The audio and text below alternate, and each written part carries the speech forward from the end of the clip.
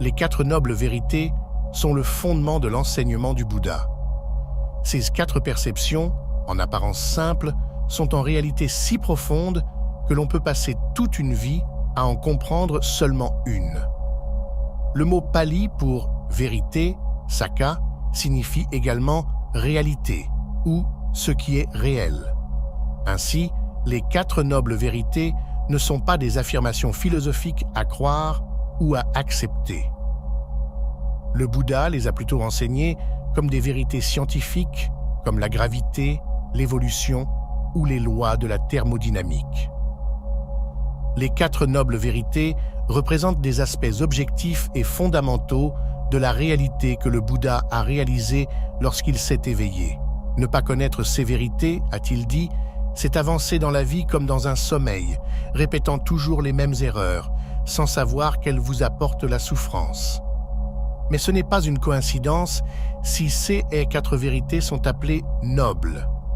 Les entendre est déjà le premier pas sur un chemin qui vous conduira un jour à devenir vous-même un être éveillé, un Bouddha.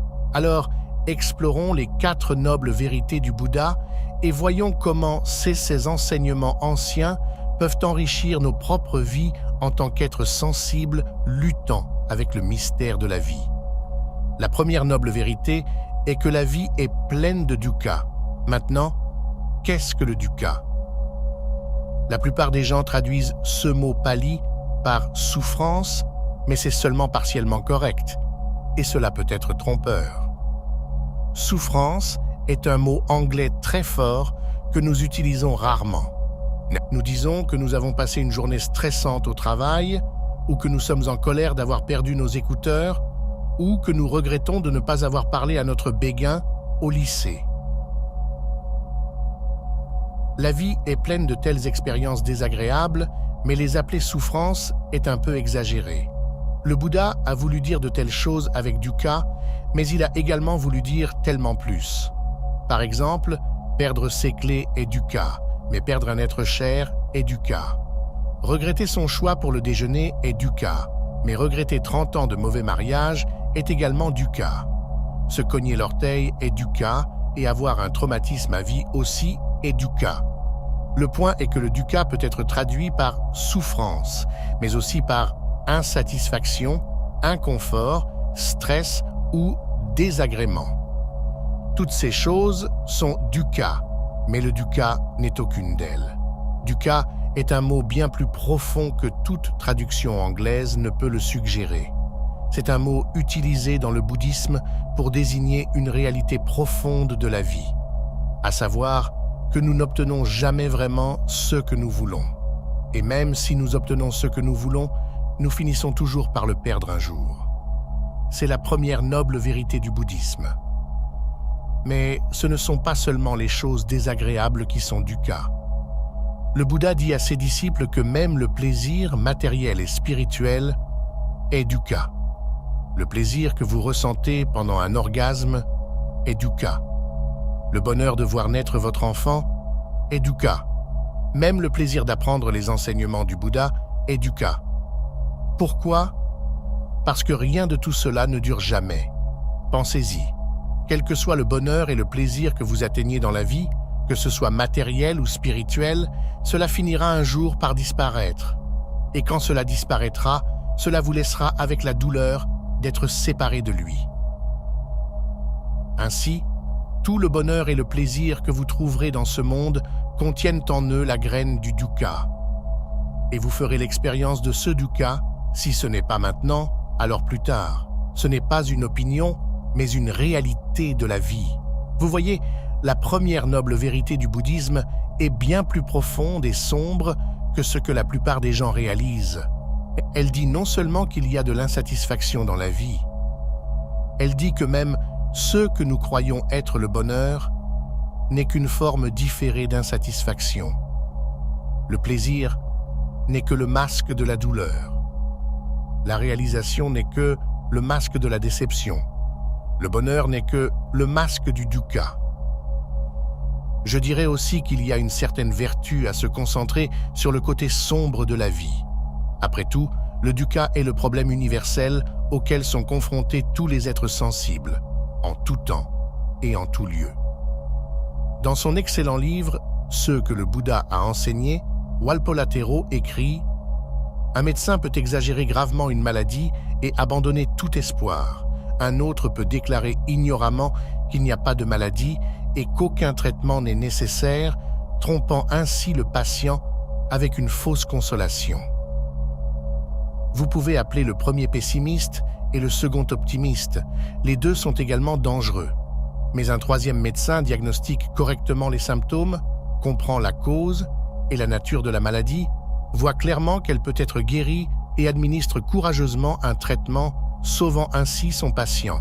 Le Bouddha est comme le dernier médecin. Mais que fit le Bouddha après avoir découvert que l'existence est pleine de dukkha? Sûrement, un esprit moindre se serait effondré ici dans le nihilisme. Après tout, si partout où vous vous tournez, il n'y a que du dukkha et encore du dukkha, à quoi bon quoi que ce soit? Un nihiliste occidental recommanderait ici de se suicider. Mais même cela n'est pas une issue pour le Bouddha. Le Bouddha était, après tout, certain de la réalité de la renaissance et de la loi du karma.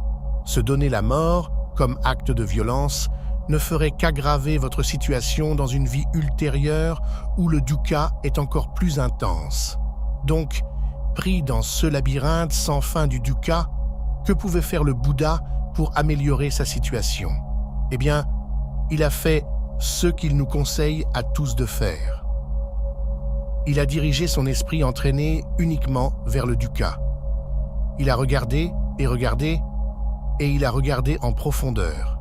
Et là, en plein milieu du dukkha, il a découvert la deuxième noble vérité, la soif. La deuxième noble vérité est que la cause et l'origine du dukkha est la soif. Vous voyez, le mot sanskrit pour soif est trasna. Et ce n'est pas une coïncidence si les deux mots se ressemblent tant. Soif dérive en fait de trasna et les deux signifient la même chose. Alors, que voulait dire le Bouddha par soif et pourquoi l'a-t-il vu comme la cause du dukkha? Eh bien, pensez à toutes les mauvaises expériences que vous avez jamais eues, peu importe leur ampleur. Une rupture, un accident de voiture, un examen raté, un enterrement. Peu importe à quel point ils sont différents, ils ont tous une chose en commun. C'est, dans chaque séance, vous vouliez que votre expérience soit différente de ce qu'elle était réellement. C'est la soif, le désir fondamental pour la réalité d'être différente de ce qu'elle estimait. Maintenant, prêtez attention. Ce n'est pas la soif des mauvaises choses, mais la soif elle-même qui crée le dukkha. Un moine a soif de l'illumination, un amoureux de son bien-aimé, une femme a soif d'un enfant, un trader de Wall Street d'un plus gros chèque de paix. Un homme a soif par amour, un autre par haine. Les détails n'ont pas d'importance. La soif est toujours à l'origine du dukkha. Tout ce que nous désirons nous apporte le dukkha parce que nous ne l'avons pas. Même si nous obtenons ce que nous voulons, ce n'est jamais aussi bon que nous l'avions imaginé. Même si ce que nous atteignons est aussi bon que nous l'avions imaginé, même s'il est meilleur, cela ne dure jamais. Les chemins du désir sont nombreux et sinueux, mais ils mènent tous aux portes du dukkha. Et cela empire encore. La soif est une addiction. Lorsque nos désirs nous apportent de la insatisfaction, nous n'y renonçons pas. Au contraire, nous avons l'impression que seul le désir et l'obtention d'autres choses peuvent nous apporter un bonheur durable. Bien sûr, cela ne se produit jamais. Chaque désir vient avec la promesse d'une vie meilleure. Mais le désir est comme le monstre mythique Hydra. Coupez-lui une tête et deux autres repoussent à sa place. Chaque désir est le combustible pour encore plus de désirs jusqu'à ce que nous soyons tous enflammés dans le feu du dukkha. Dans le sermon du feu, le Bouddha dit à ses disciples « Tout brûle, moine, tout brûle ». Maintenant, le Bouddha distingue certains désirs comme meilleurs que d'autres. Par exemple, le désir de devenir une personne meilleure, plus responsable et plus productif est moins nuisible que le désir d'alcool. Mais au fur et à mesure que l'on avance sur le chemin de l'éveil, il faut apprendre à se détacher même de ses ambitions spirituelles. La chose étonnante est que le Bouddha a conçu son enseignement de telle manière qu'on doit tout apprendre à travers une pratique difficile et longue. Et ensuite, on doit s'en détacher entièrement. Le Bouddha exprime cela dans sa célèbre métaphore du radeau. Il décrit son enseignement comme un radeau que vous utilisez pour traverser une rivière dangereuse. Mais que devez-vous faire une fois que vous avez atteint en toute sécurité l'autre rive? Emmenez-vous le radeau avec vous et le portez-vous partout? Bien sûr que non. Cela ne ferait que vous compliquer davantage la tâche pour aller plus loin. Il en va de même avec le Dhamma, l'enseignement du Bouddha éveillé. Au début, vous devez déployer de grands efforts pour l'apprendre et il vous épargnera beaucoup de souffrances. Mais une fois que vous êtes suffisamment avancé, il ne fera que freiner votre progression de rester attaché aux enseignements, aux concepts et aux pratiques, même ceux enseignés par le Bouddha. Une critique fréquente de la doctrine bouddhiste est la suivante. Si le désir est si mauvais pour vous, pourquoi les bouddhistes vous disent-ils que le nirvana est si désirable? Cette question pourrait sembler indiquer une erreur dans l'enseignement du Bouddha, mais c'est la question elle-même qui est erroneusement posée. C'est comme demander « quand un feu s'éteint, où va-t-il » C'est une question invalide. Elle utilise des mots de manière absurde qui semblent avoir du sens si l'on ne connaît pas leur véritable signification. Si l'on sait ce que signifie s'éteindre pour un feu, on ne demanderait pas où est allé le feu. De même, si l'on a une idée de ce qu'est le nirvana, on ne dirait pas que c'est un objet de désir. Mais qu'est-ce que le nirvana? Et s'il est le point culminant de la pratique bouddhiste, comment ne peut-il pas être un objet de désir? Pour répondre à cela, nous devons examiner la troisième noble vérité que le Bouddha a découverte. Si la première noble vérité nous donne le symptôme, le dukkha, la deuxième noble vérité nous donne la maladie dont tous les hommes souffrent, la soif. Les deux autres vérités nous diront ensuite la possibilité de nous guérir et ce qu'est le remède. En effet, la troisième noble vérité est l'une des revendications les plus extraordinaires et les plus affirmatives de la vie jamais formulée.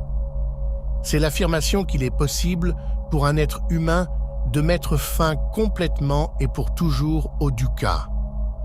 La troisième noble vérité vient de l'expérience directe du Bouddha après son éveil sous l'arbre de la Bodhi. Là, il découvrit une réalité exempte de toute soif et de tout dukkha. Ce n'était pas un concept ou une idée abstraite. C'était, en fait, quelque chose d'encore plus réel que ce que nous avons l'habitude d'appeler réel dans notre vie quotidienne. Le Bouddha découvrit une réalité parfaite qui est toujours et partout présente si nous avons les yeux pour la voir. Il l'appela nirvana. Le nirvana n'est pas seulement difficile mais impossible à expliquer en mots. Nous avons créé des mots pour parler du monde illusoire que nous expérimentons avec nos sens. Mais le nirvana est ce qui est en dessous de toutes les apparences. Les mots ne peuvent que tourner autour, mais jamais entrer et survivre, comme des papillons de nuit autour d'une flamme. Cela rend certaines personnes mal à l'aise. Le sens littéral du mot sanskrit nirvana est « s'éteindre ». Par exemple, lorsqu'un feu s'éteint, il nirvana. Le nirvana n'est pas un état ou une chose, mais une transition. Ainsi, lorsque les gens disent que le Bouddha a atteint le nirvana, cela est trompeur. Il est plus approprié de dire que le Bouddha s'est éteint. Mais qu'est-ce qui s'éteint exactement pendant le nirvana? Eh bien, il y a une très longue réponse que nous laisserons pour une vidéo séparée uniquement sur le nirvana. La réponse courte est que le nirvana est l'extinction de la soif. Toutes les préférences et les aversions, tout désir et attachement, toute haine, avidité et illusion, tout sentiment d'être un moi séparé. Ces flammes qui transforment nos vies en un enfer vivant s'éteignent toutes pendant le nirvana. Vous voyez donc, il est absurde de dire que le nirvana est quelque chose que vous désirez. Le nirvana, par définition, est la fin de tout désir. Donc, si vous désirez le nirvana, vous désirez une fausse idée dans votre imagination de ce à quoi ressemble le nirvana. c'est aussi quelque chose que vous devez abandonner pour que le dukkha prenne fin. En fait, même le désir d'être libéré du dukkha doit prendre fin si vous souhaitez que le dukkha prenne fin. Je sais, plus nous avançons dans ce domaine, plus les mots deviennent inadéquats. Cela donne peut-être l'impression que le nirvana est un état surnaturel, extraordinaire, auquel seuls les maîtres de méditation peuvent accéder. Il est incorrect de penser que le nirvana est le résultat naturel de l'extinction du désir. Le nirvana n'est pas le résultat de quoi que ce soit. S'il serait un résultat, alors il serait un effet produit par une cause. Le nirvana n'est ni cause ni effet. Vous pouvez voir une lumière, mais la lumière n'est pas le résultat de votre vue. Le nirvana est une noble vérité. C'est un élément fondamental de notre réalité. Quand nous vivons dans l'ignorance, le nirvana nous semble étrange et exotique. Mais celui qui a enlevé la poutre de son œil, celui qui a développé la sagesse, peut voir ce qui a toujours été là. Et le Bouddha n'a pas seulement parlé du nirvana aux gens et les a laissés en suspens. Non, comme un bon médecin, il a donné des prescriptions détaillées sur comment on devrait vivre pour mettre fin à la maladie du dukkha. 6 disciples ont compilé toutes les prescriptions que le Bouddha a données à diverses occasions. Les premiers disciples ont mémorisé et organisé ces enseignements en un système qu'ils ont commencé à appeler la voie. Ce système avait 8 composantes majeures et ainsi ils l'ont appelé le noble chemin octuple. C'est ce chemin précisément qui est la 4e et dernière noble vérité. Les chrétiens utilisent un mot spécifique pour une action erronée. Nous l'appelons un péché. Mais le mot péché, surtout dans le passé, ne s'appliquait pas seulement à quelque chose de mal aux yeux de Dieu. Il avait un sens plus général qui s'appliquait à des choses qui étaient simplement imparfaites, comme un poème mal écrit ou une flèche qui ne peut pas voler droit. Nous avons ce même concept dans le noble chemin octuple, la 4e noble vérité du bouddhisme. Ce chemin est basé sur l'idée qu'il y a une mauvaise façon de vivre qui crée du dukkha et une bonne façon de vivre qui peut réduire le dukkha jusqu'à ce qu'il disparaisse enfin pour toujours. Cette division entre les actions mauvaises et bonnes n'est pas basée sur l'opinion subjective du Bouddha. C'est plutôt une théorie presque scientifique basée sur des preuves que vous pouvez inspecter vous-même.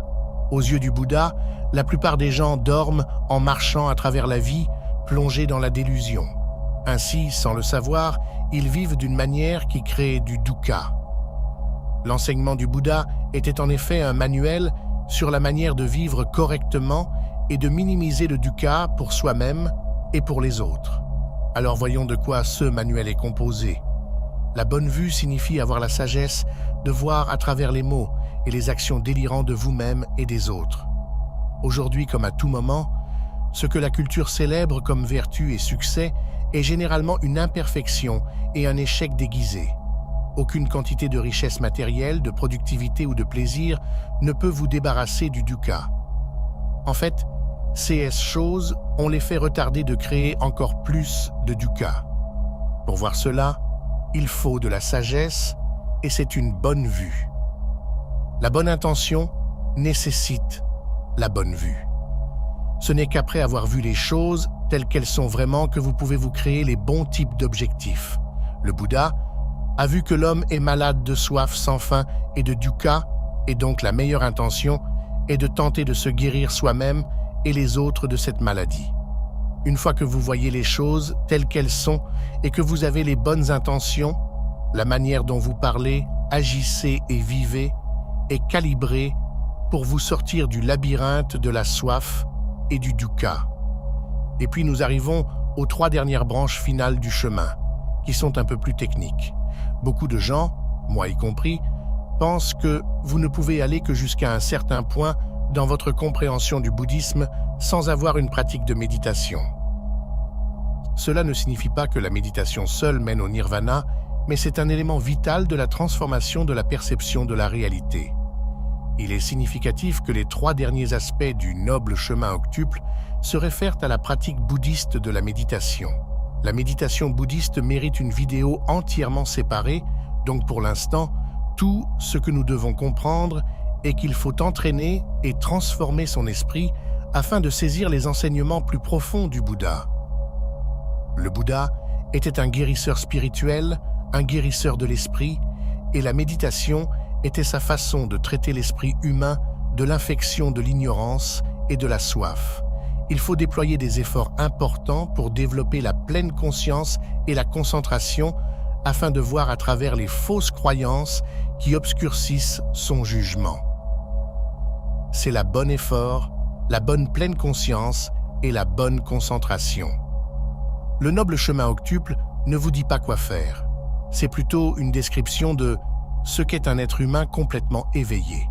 Tout ce que vous pouvez faire, c'est essayer d'imiter cette description jusqu'à ce que vous soyez progressivement transformé en un être humain éveillé vous-même. Et les 8 aspects du chemin ne sont pas séquentiels. Ils dépendent tous les uns des autres. On a la bonne vue seulement si on a la bonne pleine conscience. On a la bonne pleine conscience seulement si on a la bonne concentration. Et ainsi de suite. Comme l'écrit Walpola Tero, le chemin est une manière de vivre à suivre, à pratiquer et à développer par chaque individu. Il n'a rien à voir avec la croyance, la prière, le culte ou la cérémonie. C'est un chemin conduisant à la réalisation de la réalité ultime, à une liberté complète, au bonheur et à la paix parfaite grâce à la perfection morale, spirituelle et intellectuelle. Walpola Tero, ce que le Bouddha a enseigné. Dans l'intérêt de l'honnêteté, les chercheurs modernes ne croient pas que les 4 nobles vérités ont été enseignées comme telles par le Bouddha historique. Elles sont probablement une formule ultérieure créée par les disciples du Bouddha qui cherchaient un résumé mémorable de ses enseignements.